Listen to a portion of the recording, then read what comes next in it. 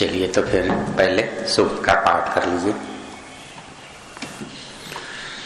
ओम परम मृत्यो अनुपरेहि पंथां यस्ते अन्य इतरो देवयानात् चक्षुष्मते शृण्वते ते ब्रवीमि मानः प्रजां भीरिषो मोत वीरान् मृत्युः पदं योपयन्तो यदैत द्राघीय आयुः प्रतरं दधानः आप्यायमानः प्रजया धनेन शुद्धा पूता भवत यज्ञास इमे जीवा विमृतैराववृत्रन्नाभूद्भद्रा देवहूतिर्नो अद्य प्राञ्चो अगामन् ऋतये असाय द्राघीय आयुः प्रतरं दधानः इं जीवेभ्यः परिधिं दधामि महिषां नुगादपरो अर्थमेतं शतं जीवन्तु शरदः पुरुचिरन्तर्मृत्युं दधतां पर्वतेन यथा अहन्यनुपूर्वं भवन्ति यथ ऋतव ऋतुभिर्यन्ति साधु यथा न पूर्वम् अपरो जात्येवा धातरायुंषि कल्पयैषाम् तायुर्जरसंवृणाना अनुपूर्वं यतमानाय तिष्ठ इह त्वष्टा सुजनिमा सजोषा दीर्घमायुः करति जीवसेवः इमा नारीरविधवा सुपत्नीराञ्जनेन सर्पिषा संविशन्तु अनश्रवो अनमीवा सुरत्ना आरोहन्तु जनयो योनिमग्रे युदीर्ष्वनार्यभिजीवलोकं गतासुमेतम् उपशेषयेहि हस्तग्राभस्य दिधिषोस्तवेदं पत्युर्जनित्वम् अभिसम्बभूथ धनुर्हस्तादाददानो मृतस्यास्मे क्षत्राय वर्चसे बलाय अत्रैव त्वमिह वयं सुवीरा विश्वाः स्पृधो अभिमातिर्जयेम उपसर्प भूमिमेताम् उरुव्यचसं पृथिवीं सुषेवाम् ऊर्णमृदा युवतिर्दक्षिणावत एषा त्वा पातु निरृतेरुपस्थात् उच्छ्वञ्चस्व पृथिवीमानि बाधता सूपायनास्मै भवसूपवञ्चना माता पुत्रं यथासि चाभ्येनं भूमौ ऊर्णुहि मुच्छ्वञ्चमाना पृथिवीषु तिष्ठतु सहस्रं मित उपहिश्रयन्ताम् ते गृहासो घृतश्च्युतो भवन्तु विश्वाहास्मै शरणाः सन्त्वत्र उत्तिस्तब्धामि पृथिवीं त्वत्परीमं लोकं निदधन्मो अहं मृषम् एतां स्थूणां पितरो धारयन्तु तेऽत्रायमः सादना ते मिनोतु दीचीने माम् अहनीष्वा पर्णमिवादधु प्रतीचीं जग्रभा वाचम् अश्वं रशनया यथा। ये सूक्त था मृत्यु। ऋषि यामायन संकसुक। 4 का देवता पहले मृत्यु था, 5 और 6 में धाता और त्वष्टा, और 7 से आगे पितृमेध प्रजापति हैं, बाकी गांधार स्वर। कहाँ तक चर्चा हुई थी? 6 मंत्रों की हो गई थी, 7वें की हम कर रहे थे। विशेष मैंने आपसे चर्चा ये की थी 7वें और 8वें का संबंध अपनी परंपराओं से विशेष जुड़ गया है।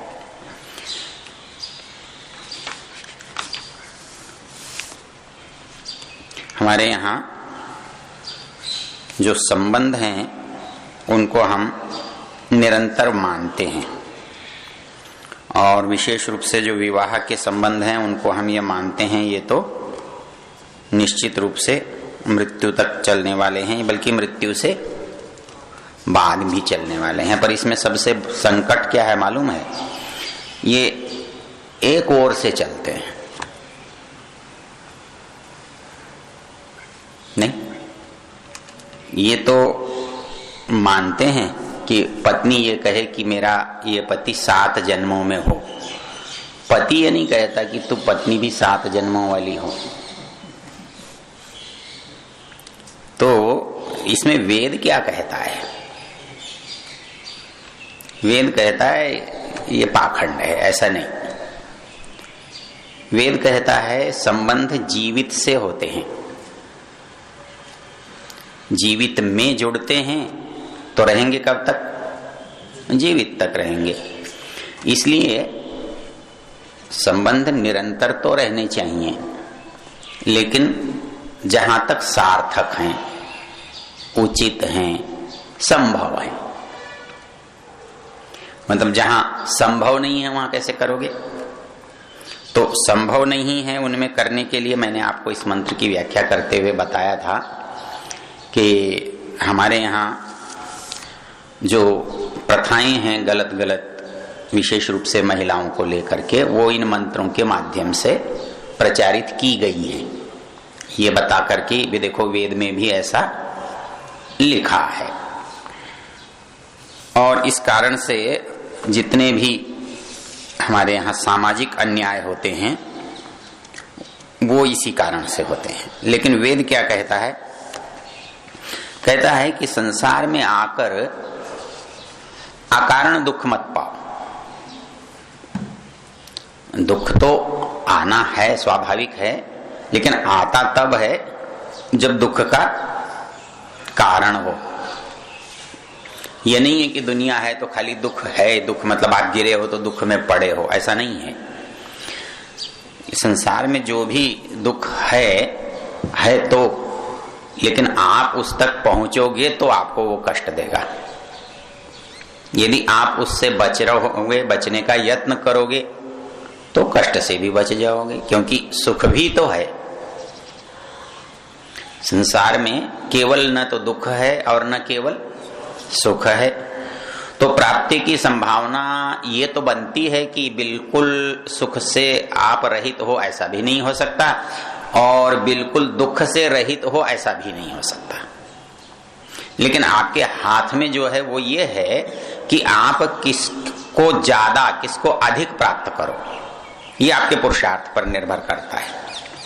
जितना आपका पुरुषार्थ है उतने अंश में वो चीज आपको अधिक प्राप्त होगी। यदि सुख के प्रति आपका पुरुषार्थ है तो आपको सुख अधिक प्राप्त होगा, और दुख के प्रति है तो दुख अधिक प्राप्त होगा।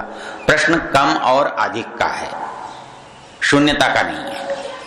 तो शून्यता का नहीं है तो फिर क्या करने का है? तो हमने इन दो मंत्रों में एक चीज देखी। वो कहता है कि जो कष्ट आपके अनिवार्य हैं उनको तो आप भोगोगे ही, उसका तो विकल्प नहीं है।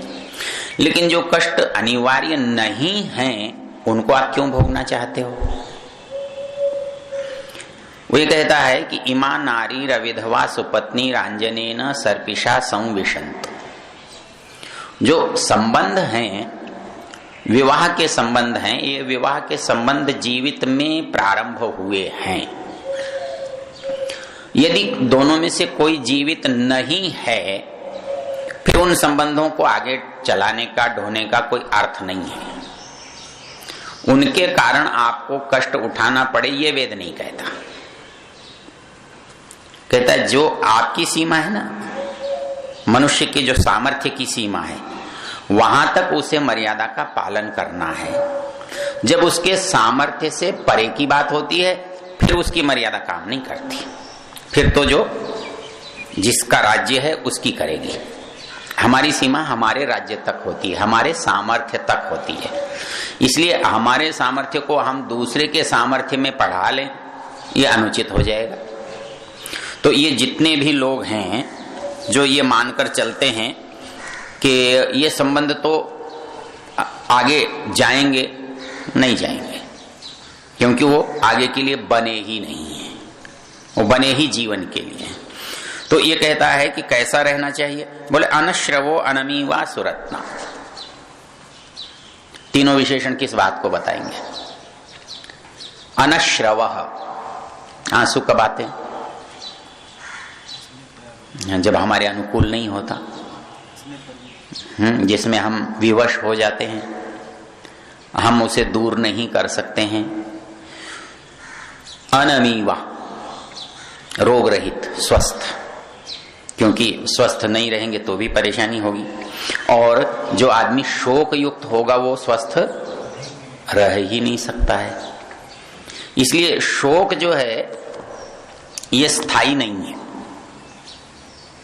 आप किसी भी मृत्यु में जाओ तो दूसरे तीसरे दिन जिसको आप शांति यज्ञ कहते हो, उठावना कहते हो, क्यों करते हैं? शोक से मुक्त हो जाते हैं। अर्थात शोक के कारण जो व्यवधान आपके कार्य में आए हुए थे वो व्यवधान आज समाप्त कर देते हैं आप। जिसकी यहाँ मृत्यु हुई है उसको उस दिन ले जाकर क्या करते हैं? जो उसका व्यवसाय है वो शुरू करवाते हैं। जो लोग हैं, यज्ञ करने वाला यज्ञ करके, मंदिर जाने वाला मंदिर जाके, सब लोग मिलके उसे ले जाते हैं और क्या करते हैं? चल भाई दुकान पर बैठ और आज से दुकान शुरू कर दे। बड़ा मोटा सा एक अपने यहाँ उदाहरण चलता है कि मरे के साथ मरा नहीं जाता, चाहे कोई कितना भी प्रिय हो। फिर स्त्री क्यों मरे? और स्त्री मरे तो पुरुष क्यों नहीं मरे?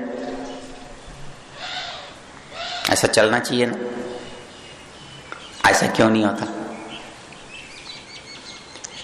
जो सबसे बड़ा संकट है वो है शासक और शासित का।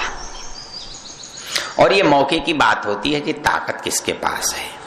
उल्टा भी हो सकता है और होता भी है, ऐसा नहीं होता उल्टा नहीं होता। लेकिन आप किसी भी परिस्थिति में उल्टा करो या इसका सीधा करो, दोनों गलत होंगे। यदि इसका उल्टा हो जाए तो क्या सही हो जाएगा? आपको चढ़ा दिया जाए उस पर चिता पर, कहेंगे ऐसा नहीं, ऐसा ठीक है, तो ठीक हो जाएगा। तो जब एक ठीक नहीं है तो दूसरा भी ठीक नहीं है। जो ठीक नहीं है वो कहीं भी ठीक नहीं है, न इस पक्ष में ठीक है न उस पक्ष में ठीक है। लेकिन संकट क्या होता है, ये जो परिस्थिति है ना, दोनों ठीक हों ये बहुत कम होती है, लगभग नहीं जैसी। जैसे तराजू को आप क्या करते हो? प्रयत्न करते हो सम रहे, लेकिन ज्यादातर विषम रहती है।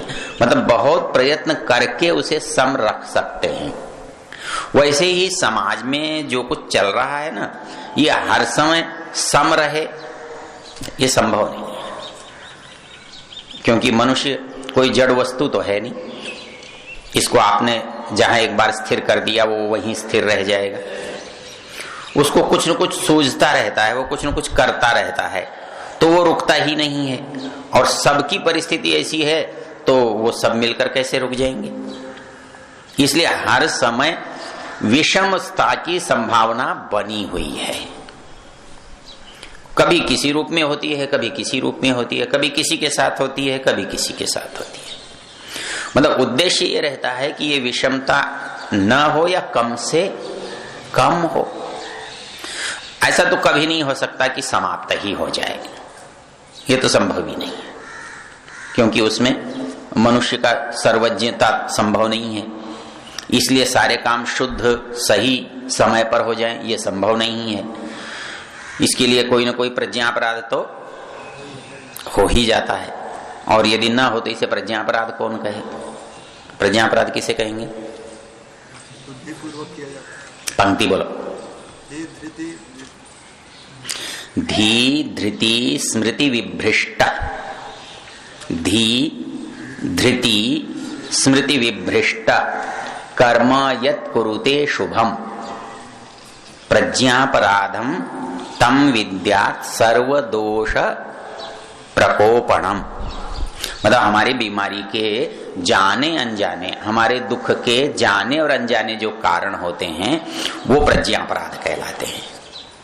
मतलब एक तो हमारी सामने हम देख रहे हैं कि कोई महामारी फैल गई है या कोई रोग आ गया है जिसका पता है, लेकिन कभी कभी ऐसा लगता है कि हमने तो ऐसा नहीं किया, फिर ऐसा क्यों हो गया? तो ऐसा क्यों हो गया उसके लिए कारण है प्रज्ञापराध। वैसे तो प्रज्ञा बुद्धि को कहते हैं, बुद्धि से होने वाला अपराध। तो बुद्धि से अपराध होता कब है? कहता है धी धृति स्मृति विभ्रष्ट। धी बुद्धि, मतलब बुद्धि ने ठीक काम नहीं किया, वस्तु को नहीं पहचाना, समय को नहीं पहचाना, अपनी आवश्यकता को नहीं पहचाना और कुछ कर लिया। भोजन करने बैठे, वस्तु बहुत अच्छी लगी, ज्यादा खा ली। तो क्या है? धृति धैर्य।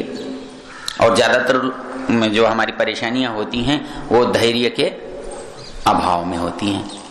आदमी रेल के स्टेशन पर खड़ा है, वो चाहता है भाग करके चढ़ जाए, भागता है, बहुत बार चढ़ जाता है और कभी कभी नीचे हो जाता है।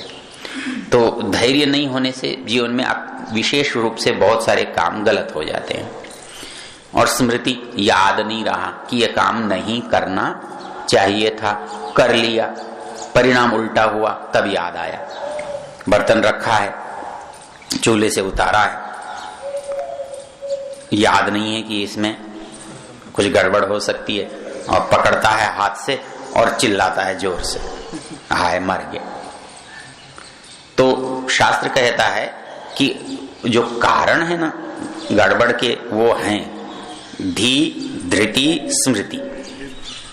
ये 3 कारण होते हैं जब हमसे कोई भूल हो जाती है। और ये भूल होती है तो रोग भी इसका, परिणाम भी इसका हो जाता है।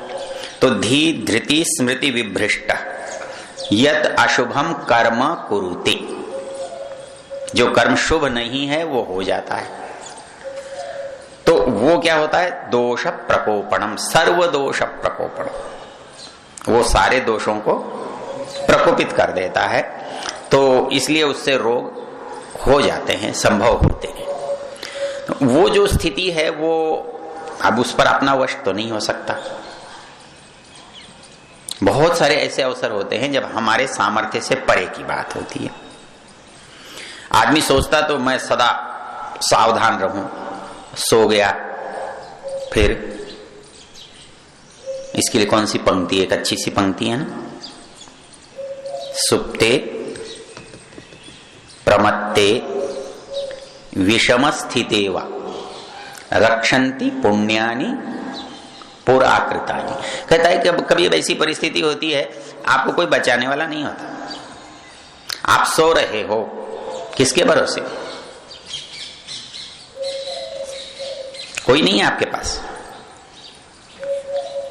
प्रमत्ते, पागल व्यक्ति को कौन बचाता है? मूर्ख व्यक्ति को कौन बचाता है? और संकट के समय में कौन बचाता है? तो कहता है रक्षन्ति पुण्यानि पुराकृतानि, हमारे पुण्य जो हैं वही हमारी रक्षा करते हैं, उस समय और कोई हमें नहीं बचा सकता। तो ये कहता है कि जो सामान्य परिस्थिति है उसमें गड़बड़ होने की तो बात सदा ही बनी रहती है।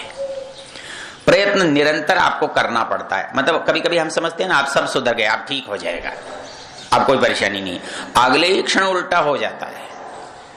हम तो शांत समझ के बैठे थे, अब हमने सब व्यवस्थित कर लिया, दुकान में माल भी हो गया, ग्राहक भी हो गया, ये भी हो गया, वो भी हो गया, कोई दंगा हो गया, कोई हड़ताल हो गई, कोई मारपीट हो गई, कोई क्या पता क्या हो गई, तो कुछ भी हमारे उसमें नहीं रहता। तो वेद ये कह रहा है कि आपको प्रयत्न किसके लिए करना है? अच्छे के लिए करना है। लेकिन ये कभी नहीं होगा कि सदा एक स्थिति अच्छे की आई और बनी रहे। प्रयत्न किया, कभी बन जाएगी और कभी नहीं बन जाएगी। तो नहीं बन जाएगी तब क्या करोगे?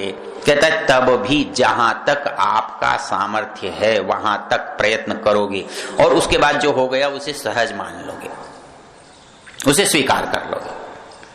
तो कोई, हम नहीं चाहते कि वो व्यक्ति हमसे बिछुड़ गया, मर गया, तो मरने के बाद ये तो रहेगा नहीं कि वो कुर्सी खाली रखी रहेगी,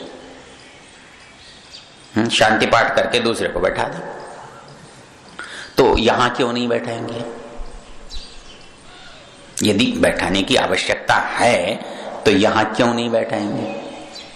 तो इसलिए वो ये कहता है कि आप ये जो योनिमाग्रे और योनिमाग्ने ये जो झगड़ा है, ये अग्नि में यदि आपको ले जाना है तो ये प्राकृतिक तो है नहीं, और यदि वैधानिक करो तो फिर दोनों तरफ से करो, दोनों तरफ से आप करते नहीं।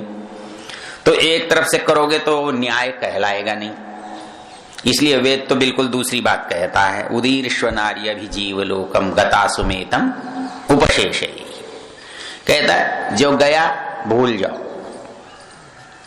जो गया उसे छोड़ दो, उसके लिए मत बैठे रहो। फिर क्या करो इसको कल देखेंगे, आज का आपका समय।